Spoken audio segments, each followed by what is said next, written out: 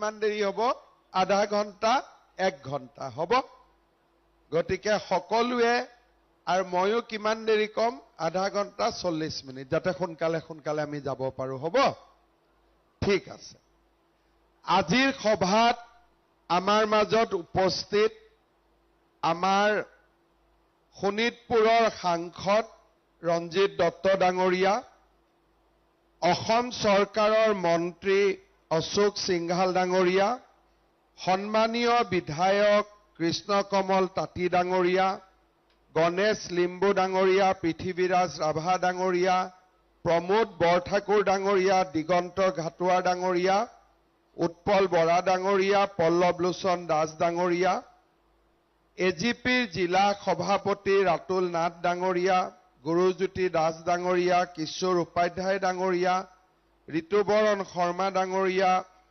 আমাৰ আজিৰ সভাত উপস্থিত আমাৰ তিনিখন জিলাৰ উপায়ুক্তসকল আয়ুক্তসকল আমাৰ মনীষা উপাধ্যায় ডাঙৰীয়ানী মধুস্মিতা হাজৰিকা ডাঙৰীয়ানী নীলিমা দেৱী ডাঙৰীয়াকে আদি কৰি মঞ্চত উপবিষ্ট বিশিষ্ট ব্যক্তিসকল আৰু দৰং ওদালগুৰি দৰং বিশ্বনাথ আৰু শোণিতপুৰ জিলাৰ পৰা অহা মোৰ সন্মানীয় যুৱক যুৱতী বন্ধু বান্ধৱীসকল আজি আমি মুখ্যমন্ত্ৰীৰ আত্মনিৰ্ভৰ অসম অভিযানৰ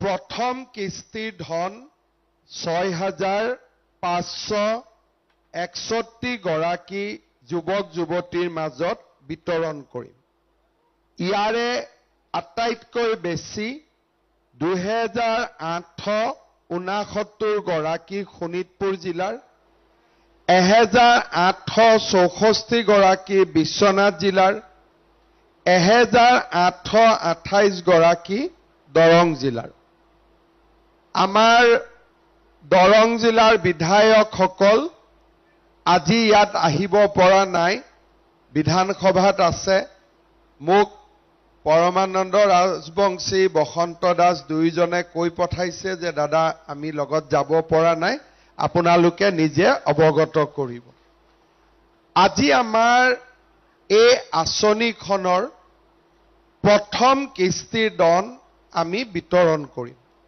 তাৰ মানে আজি আমি আপোনালোকক ৭৫,০০০ টকা দিম ইয়াৰ পিছত আমাৰ ডিআইচিৰ পৰা আপোনালোকৰ এটা ৩-দিনীয়া প্ৰশিক্ষণ হ'ব আৰু যিদিনাখনেই ৩-দিনীয়া প্ৰশিক্ষণটো হৈ যাব সিদিনাখনে আপোনালোকে ২৫,০০০ টকা চৰকাৰৰ পৰা আকৌ আপোনালোকে লাভ কৰিব আৰু তৃতীয় কিস্তিৰ ধন হিচাপে আপোনালোকে এটা বছৰ পিছত আৰু 1 লাখ টকা চৰকাৰৰ পৰা লাভ কৰিব এই আঁচনিখনৰ এইটো হ'ল আমাৰ দ্বিতীয় প্ৰচেষ্টা প্ৰথম প্ৰচেষ্টাত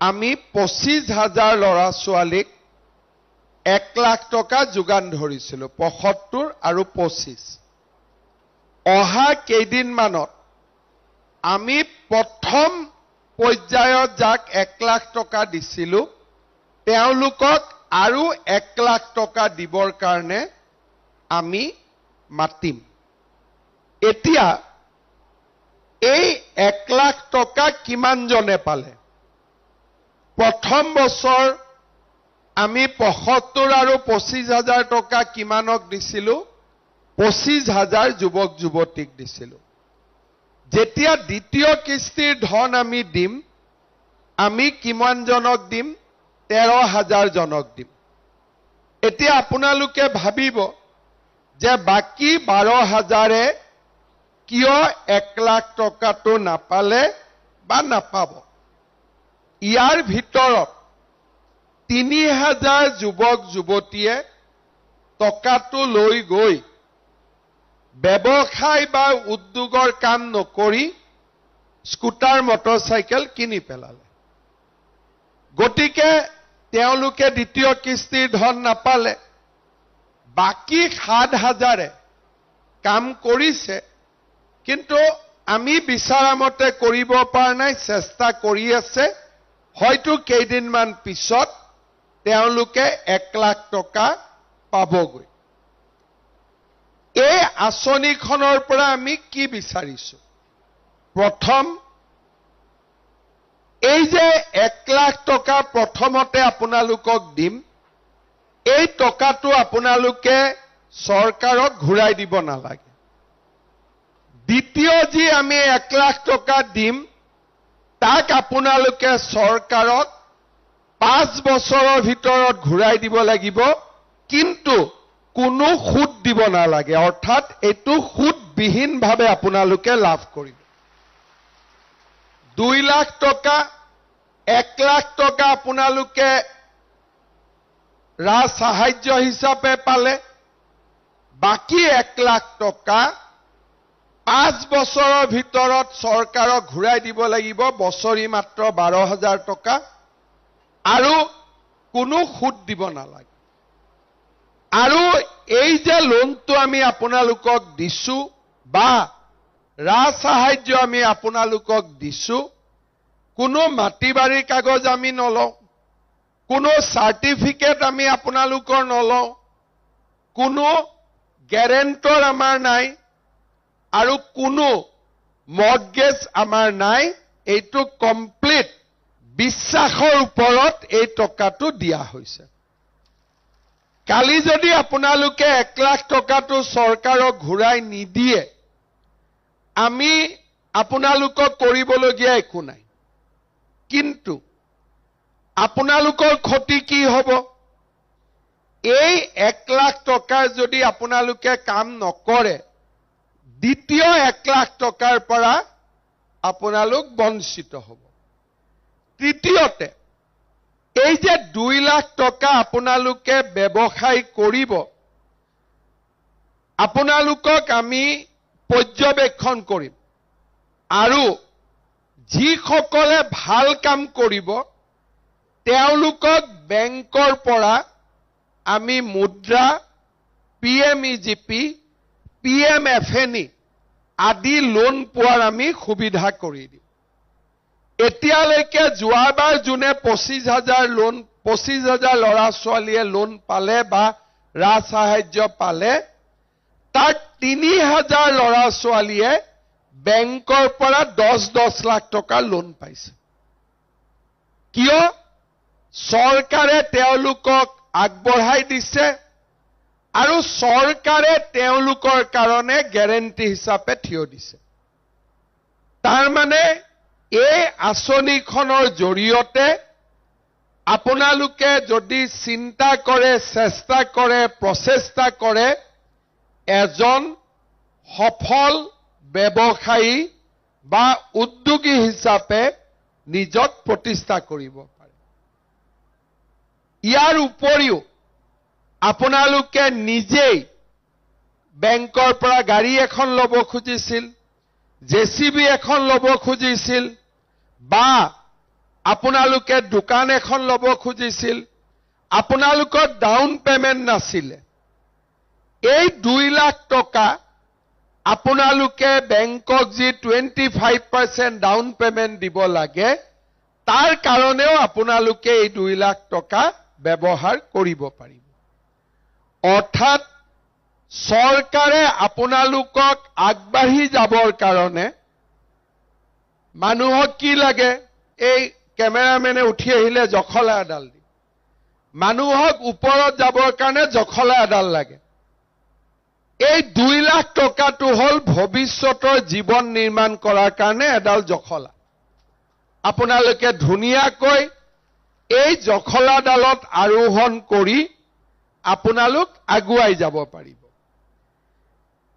এতিয়া আপোনালোকে ভাবিব পাৰে যে অসমত ইমান চৰকাৰ আহিলে গল কোনেওটো এনেকে 2 লাখ টকা লৰা ছোৱালী গ্যাৰেন্টি নোহোৱাকৈ কোনেও দিয়া নাই আমি কিয় দিব ওলাইছো তাৰ মূল কাৰণ হল অসমত আমি দেখা পাইছো যে আমাৰ নিবনুৱা যুৱক যুৱতীসকলে চাকৰি নাপায় তেওঁলোক কলৈকে যায় কৰ্ণাটক অন্ধ্ৰপ্ৰদেশ তেলেংগানা চেন্নাই আদি ৰাজ্যবিলাকত যায় চাকৰি কৰে কিমান টকা দৰমহা দিয়ে 12,000 13,000 বাহিৰত ঘৰ ভাড়া লবৰ কাৰণে লাগে 6-7 হাজাৰ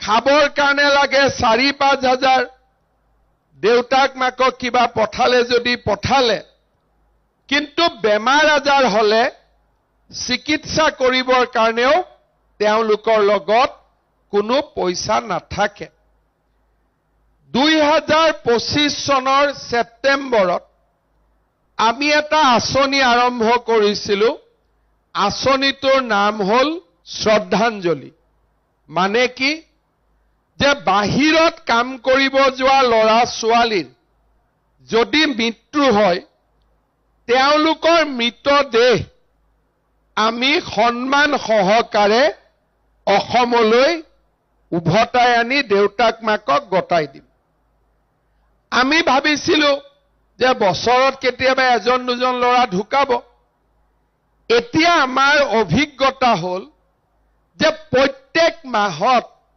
40ৰ পৰা 50 জন লৰা ছোৱালী বাহিৰত মৃত্যু মুখত পৰে কাৰণ কি ইয়াত বেমাৰ হল ডাক্তৰ থাকক ঔষধ থাকক যি থাকক নাথাকক আপোনালোক মঙ্গলদৈ চিভিলত যাব কিবা হল তেজপুৰ মেডিকেলত যাব বিশ্বনাথৰ হস্পিটালত যাব আমাৰ লৰা ছোৱালীয়ে চেন্নাই বা কৰ্ণাটকত চৰকাৰী হস্পিটালত যাব নোৱাৰে কাৰ্ড নাই ৰেশন কাৰ্ড নাই ইটো নাই আৰু প্ৰাইভেট হস্পিটালত গলে ডক্টৰক লগ পালে তাতে 1000 টকা দিব লাগে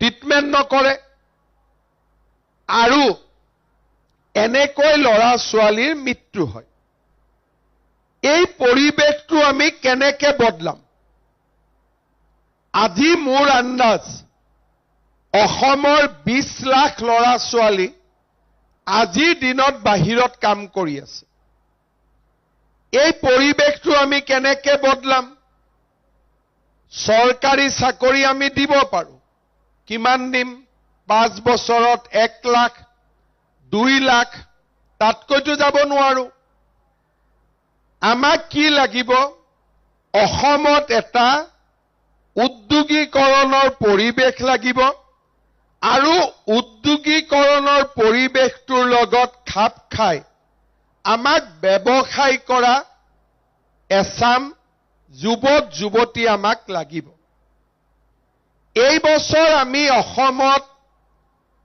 1.5 লাখ চৰকাৰী চাকৰি দিলো কি দিলো চাকৰি দিলো তাৰ মানে আমি কি কৰিলো কৰ্মচাৰীক নিযুক্তি দিলো কিন্তু এজন কৰ্মচাৰীয়ে বেলেগক চাকৰি দিব নোৱাৰে তেওঁ নিজে চাকৰি কৰিব কিন্তু আপোনালোকে যদি এখন দোকান দিয়ে আপোনালোকে যদি এটা জেচিবি লয় আপোনালোকে যদি সৰু খুৰা কৰবাত কাম কৰে অকলেতো কৰিব নোৱাৰিব লগত এজন দুজন লৰা ৰাখিবই লাগিব তাৰ মানে আপোনালোক হল যদি সফল হ'ব পাৰে আপোনালোকে নিয়োগৰ সৃষ্টি কৰিব আমি আপোনালোকক কৰ্মচাৰী বনোৱা নাই আমি আপোনালোকক মালিক বনাই আছো যাতে আপোনালোকৰ তলত দুজন কৰ্মচাৰী থাকিব পাৰে আজি যদি 1 লাখ লৰা ছোৱালীয়ে কিবা এটা ব্যৱসায় আৰম্ভ কৰে ৰেষ্টুৰেণ্ট খোলে হোটেল খোলে বিউটি পাৰ্লাৰ খোলে যি কৰক দুজনকৈ যদি লৰাকো আপোনালোকে লগত ৰাখে 1 লাখক 2 দি পূৰণ কৰিলে কিমান হল 2 লাখ হল আমি উদ্যোগ আনিলো জাগিৰোডত সেমিকন্ডাক্টৰ আহিলে 30,000 লৰা ছোৱালীয়ে তাত কাম কৰিব 30,000 লৰা ছোৱালীয়ে যদি তাত কাম কৰে তেওঁলোকৰ ল'ৰা ছোৱালীক পঢ়িবৰ কাৰণে স্কুল লাগিব, মহিলাক বিউটি পাৰ্লাৰ লাগিব, পুৰুষক চুলি কটাৰ ব্যৱস্থা লাগিব, ৰেচন লাগিব, খোৱা বস্তু লাগিব, ড্ৰাই ক্লিনাৰ লাগিব, ফলৰ দোকান লাগিব, গাখীৰৰ দোকান লাগিব। চাপৰত আমাৰ তাপবিদ্যুৎ প্ৰকল্প হৈ আছে। 50,000 কোটি টকাৰ বিনিয়োগ হ'ব। অকল ৰেল ষ্টেচনৰ পৰা চাপৰৰ মাজত কয়লা আপ এণ্ড ডাউন কৰিবৰ কাৰণে 200খন ট্ৰাক লাগিব। এই কামবিলাক কোনে কৰিব? উদ্যোগত কৰ্মচাৰীয়ে কাম কৰিব। আকৌ উদ্যোগক সেৱা কৰিবৰ বাবে আমাক যুৱ ব্যৱসায়ী লাগিব। কেণ্টিন হ'ব, গ্ৰচাৰী দোকান হ'ব। আমি এই কথাবোৰ চিন্তা নকৰা কাৰণে সাধাৰণতে বাহিৰৰ পৰা মানুহ আহে, এই কামবিলাক বাহিৰৰ পৰা অহা মানুহসকলে কৰে। এতিয়া আমাৰ অসমীয়া ল'ৰা ছোৱালীয়ে ব্যৱসায় আৰু অৰ্থনীতি আমি দুইটাই আমাৰ হাতত ল'ব লাগিব। নহলে আমাৰ জাতিটো এটা সময়ত নোহোৱা হৈ যাব। অসমীয়া ল'ৰা ছোৱালীয়ে আজিকালি 35 বছৰ নোহোৱালৈ বিয়া নাপাতে। ল'ৰা ছোৱালী জন্ম দিবই নোখোজে, ভুলতে যদি এটা জন্ম হ'ল আৰু। লাহে লাহে সংখ্যাটো আমি কমি আহিছো আৰু আমি কি কৰিছো? মাটি বিক্ৰী কৰি কৰি কৰি কৰি আমি বাহিৰলৈকে আহি আছো। ধুবুৰীত আছিলো, বিক্ৰী কৰিলো। বঙাইগাঁৱত আছিলো, বিক্ৰী কৰিলো। ধুবুৰীত আছিলো, বিক্ৰী কৰিলো। দলগাঁও, মঙলদৈত আছিলো, বিক্ৰী কৰিলো। আমি বাহিৰলৈকে ওলাই ওলাই গৈ আছো। কিয়? আমাৰ হাতত ব্যৱসায় নাই, অৰ্থনীতি আমাৰ হাতত নাই। তাৰ কাৰণে মাটি বিক্ৰী কৰি কৰি আজি অসমীয়া মানুহৰ হাতত মাটি নোহোৱা হৈ গ'ল। আমাৰ জাতিটোৱে তৃতীয় আৰু চতুৰ্থ শ্ৰেণীৰ চাকৰি কৰি আমাৰ জাতিটো কেতিয়াও শক্তিশালী হ'ব নোৱাৰে। যদি এছাম কাম কৰিব পৰা উদ্যোগী যুৱক যুৱতীক আমি সৃষ্টি কৰিব নোৱাৰো, আমাৰ জাতিটোৰ ভৱিষ্যত অত্যন্ত বেয়া হ'ব আৰু আমি নিজৰ মাটিতে এদিন আমি ভগনীয়া হ'ম।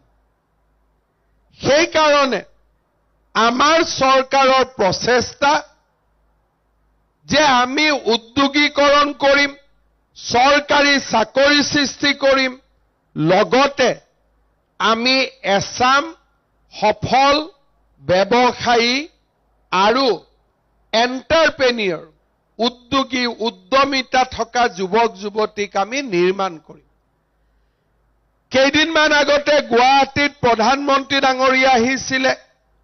তাতে মই কৈছিলো যে এইবাৰ আমি 1.5 লাখ ল'ৰাক চাকৰি দিলো, অহাবাৰ আমি 2 লাখ ল'ৰা ছোৱালীক চাকৰি দিম।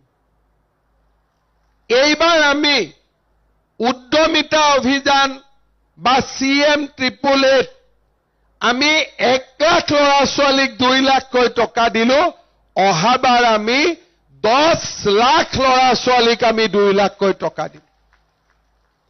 তাৰ মানে প্ৰত্যেক সমষ্টিত কিমান ল'ৰা ছোৱালী হ'ব? প্ৰায় 10ৰ পৰা 12,000 ল'ৰা ছোৱালীক আমি এনেকে আগবাঢ়ি যাবলৈ আমি সুবিধা দিম। আমাৰ কৰিব পৰা শক্তি যোৱা 5 বছৰত আমি যিমান কৰিলো, অসমখনক এটা পৰ্যায়লৈ আমি লৈ আহিলো। এই 5 বছৰত বহুত উদ্যোগ আহিব, ডেভেলপমেণ্ট হ'ব। আজি ইয়াতে বিশ্বনাথ জিলাৰ ল'ৰা ছোৱালী আহিছে। কোনে কল্পনা কৰিছিল যে ব্ৰহ্মপুত্ৰৰ তলেদিও সুৰংগ হ'ব পাৰে অসমত? কোনেওতো কল্পনাও কৰিব পৰা নাছিলে। আজি আমি মানুহে কল্পনা কৰিব নোৱাৰা কাম কৰিছো। এতিয়া আপোনালোকে চিন্তা কৰক, গহপুৰত সুৰংগ নিৰ্মাণত কিমান খৰচ হ'ব? 18,000 কোটি টকা। তাত কিমান কাম ওলাব? শিল দিয়া মানুহ লাগিব, চিমেণ্ট দিয়া মানুহ লাগিব, কাম কৰা মানুহ লাগিব। কন্ট্ৰেক্টৰে ক'ৰ পৰা মানুহ আনিব? ধুবুৰীৰ পৰা মানুহ আহিব, বৰপেটাৰ পৰা আহিব। এইবাৰ আমাৰ ল'ৰা ছোৱালীয়ে কাম কৰিব শিকিব লাগিব, যে আমি কাম কৰিম, বেলেগক কাম কৰিব নিদিওঁ। আমি এটা কৰ্মমুখী জাতি নিৰ্মাণ কৰিব লাগিব।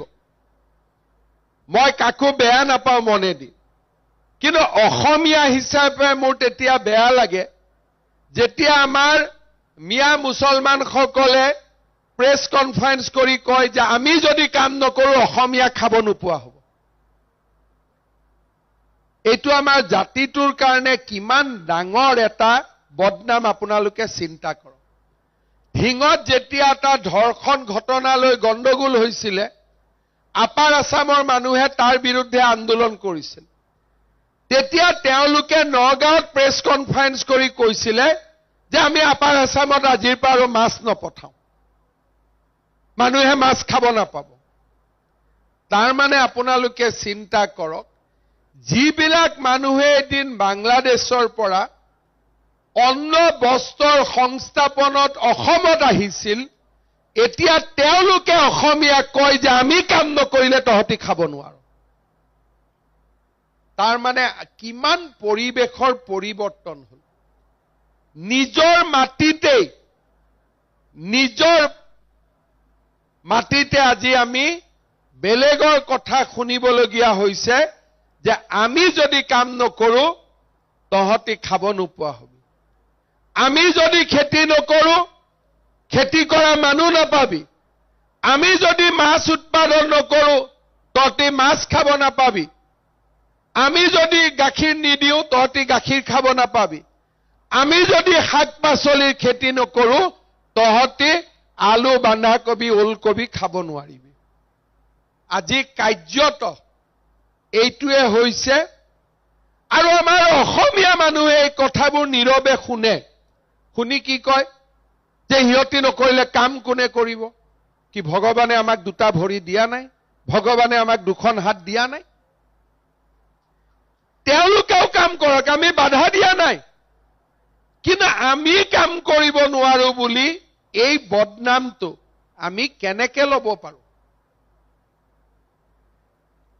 আজি আমাৰ তেজপুৰত 10ডাল 20ডাল লেচু গছ লগালেই আমি কিমান টকা উপাৰ্জন কৰিব পাৰো, কিন্তু আমাৰ অসমীয়া মানুহে আকৌ লেচু গছ কেইডালো তেওঁলোকক ভাড়াতহে দিব।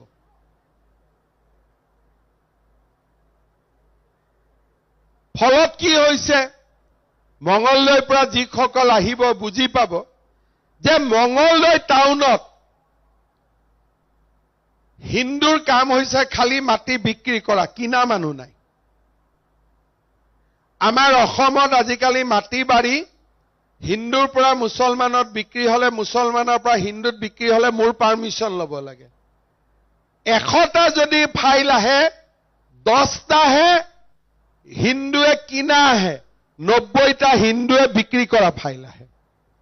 কাৰণ কি? আমাৰ লগত টকা নাই, ব্যৱসায় নকৰিলে টকা ক'ৰ পৰা আহিব?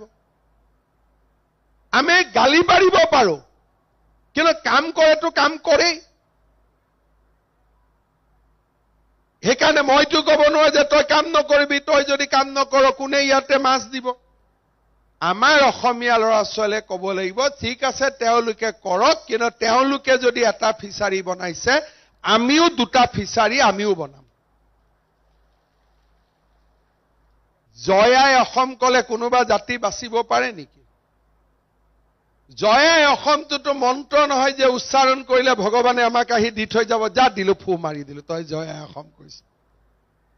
আন্দোলনৰ সময়ৰ পৰাই অসমীয়া ল'ৰা ছোৱালীয়ে কাম নকৰি শ্লোগান দিব শিকি গ'ল। ভাল ভাল শ্লোগান দিয়ে। শ্লোগানে এটা জাতিক জীয়াই ৰাখিব নেকি? কামৰ কাৰণে এতিয়া আমি আগবাঢ়ি যোৱাৰ সময় হ'ল। আৰু যদি কৰ্মমুখী আমি নহওঁ আমাৰ জাতিটো কেতিয়াও জীয়াই থাকিব নোৱাৰে আগত কমপ্লেইন আছিলে টকা দি চাকৰি ল'ব লাগে কমপ্লেইন খতম কাম কৰিব খোজো টকা ক'ত পাম এতিয়া টকাও আপোনালোকৰ হাতত দিলো আৰু কি কৰিব পাৰিম বোলে মুখ্যমন্ত্ৰী ৰাতিপুৱা ভাতটো বনাই খুৱাই দিব লাগে সেইটো হলে বেলেগ কথা কিন্তু পৰিবেশ এটা আমি আপোনালোকক দিছো আৰু পৃথিৱীত কোনো চৰকাৰ নাপাব যোনে ইমান খুল্লা কৰি অসমীয়াৰ হৈ কথা কৈ থাকে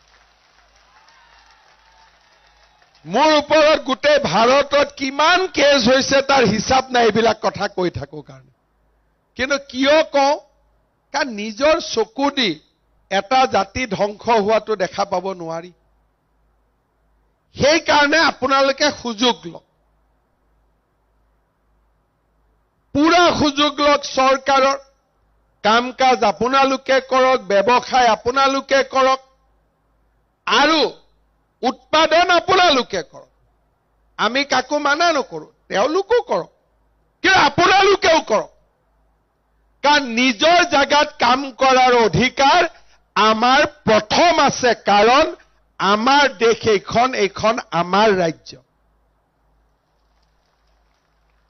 এই কথাবোৰ যদি আমি অনুভৱ কৰিব পাৰো এই কথাবোৰ যদি আমি বুজিব পাৰো আমাৰ ৰাজ্যখন আগবাঢ়ি যাব জাতিটো জীয়াই ৰাখিব পাৰিম আৰু এইটোৱে অসমীয়াৰ শেষ সময় আমাৰ অসমত ইমান বাওপন্থীৰ সৃষ্টি হৈছে আমাৰ অসমত ইমান তথাকথিত ধৰ্ম নিৰপেক্ষ ব্যক্তিৰ জন্ম হৈছে আমাৰ পিছত হয়তো আৰু অসমীয়াৰ কাৰণে কথা কোৱা ৰাজনৈতিক দল আৰু নাথাকে আজি মই ৰাতিপুৱা এছেম্বলিত কৈছো যে কেতিয়ানো শংকৰ আজান হৈ গল আমিতো গমেই নাপালো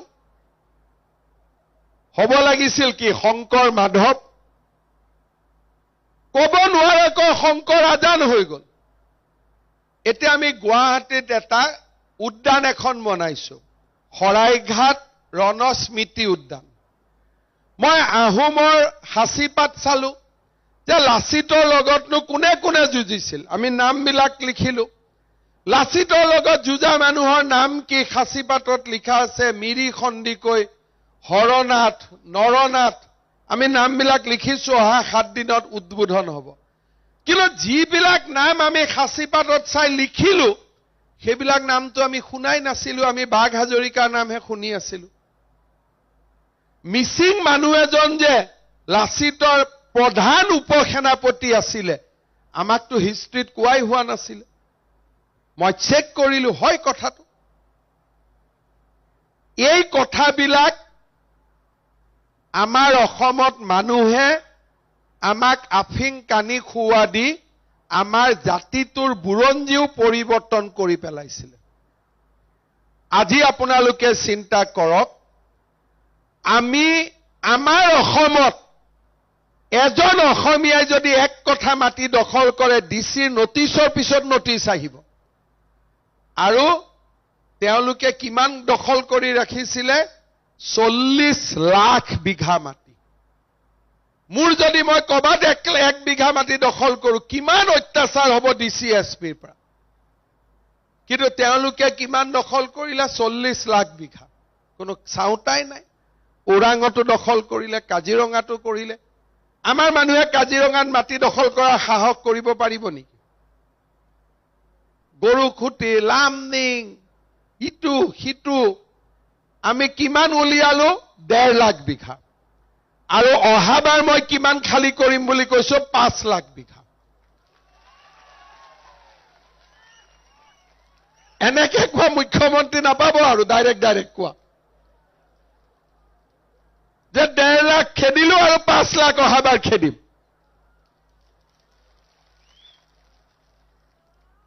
কিন্তু নিজে কিনা মাটিৰ পৰা মই খেদিব নোৱাৰো পাৰিম জানো গতিকে নিজে কিনা মাটিতটো মোৰ অধিকাৰ নাই আমি বেদখলৰ পৰাহে খালি কৰিব পাৰো যদি আমাৰ মানুহে মাটি বিক্ৰী কৰি থাকে আমি কোৰ পৰা জাতিটোক ধৰি ৰাখিম কিন্তু টকা নহলে ছোৱালীৰ বিয়া পাতিবতো বিক্ৰী কৰিবই লাগিব, ল'ৰাক পঢ়াবৰ কাৰণে বিয়া পাতিবই লাগিব।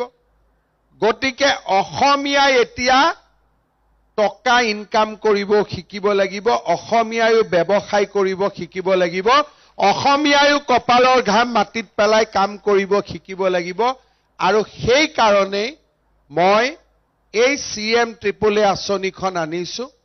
পিছত যদি লাগে নহয় মামা 2 লাখ কম হৈছে আৰু 1 লাখ দিয়ক, মই আৰু 1 লাখ দিব ৰাজি আছো, কোনো কথা নাই। কিন্তু আপোনালোক এই টকাটো ভালকৈ খৰচ কৰিব বোলে মই বিজেপিৰ মণ্ডলৰ আছো, বুথত আছো, গতিকে এনেই দিছে মোক, এইটো নহয়। বিজেপি বুলি টকাটো পাব পাৰে, কিন্তু কাম কৰিব লাগিব। হ'ব, বুজি পালে গোটেইখিনিয়ে? পাৰ্টিয়ে ৰাস্তা দেখুৱাব পাৰে, কিন্তু আমি সুবিধাটো নিজে সৃষ্টি কৰিব লাগিব।